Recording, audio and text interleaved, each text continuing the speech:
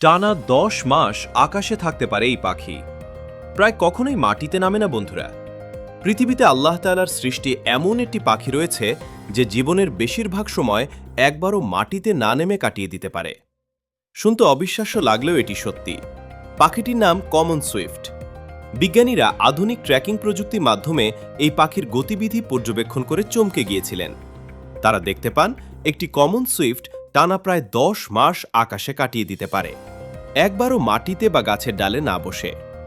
সাধারণ পাখিরা ক্লান্ত হলে বিশ্রাম নেয়, কিন্তু কমন সুইফট যেন আকাশকেই নিজের ঘর বানিয়ে নিয়েছে।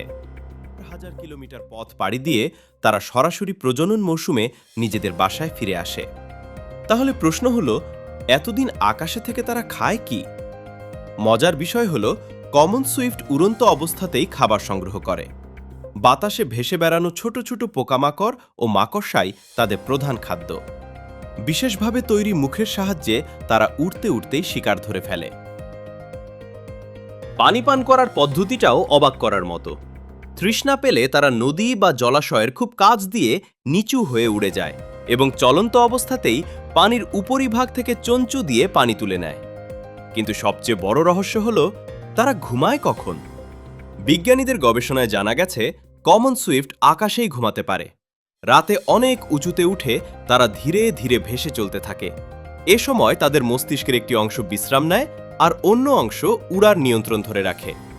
এই অসাধারণ কৌশলের কারণেই তারা দীর্ঘ সময় আকাশে থাকতে সক্ষম হয়। তবে এত শক্তিশালী উড়ুক্কু হওয়ার পরও তাদের একটি বড় দুর্বলতা রয়েছে, সেটি হলো মাটি। কোনো কারণে সমতল মাটিতে পড়ে গেলে তাদের জন্য আবার উড়ে ওঠা খুব কঠিন হয়ে যায়, কারণ তাদের পা ছোট এবং ডানাগুলো তুলনামূলকভাবে অনেক বড়। তাই প্রকৃতি তাদের জন্য বেছে দিয়েছে উঁচু ভবন, পাহাড়ের খাঁজ কিংবা উঁচু দেয়ালের ফোকর। সেখান থেকেই তারা সরাসরি আকাশে ঝাঁপ দিয়ে উড়ে যেতে পারে। পৃথিবীর অধিকাংশ প্রাণী যেখানে মাটির ওপর নির্ভরশীল, সেখানে কমন সুইফট যেন এক ব্যতিক্রম। তাদের আসল বাড়ি কোনো বন, পাহাড় বা নদী নয়, বরং সীমাহীন নীল আকাশ।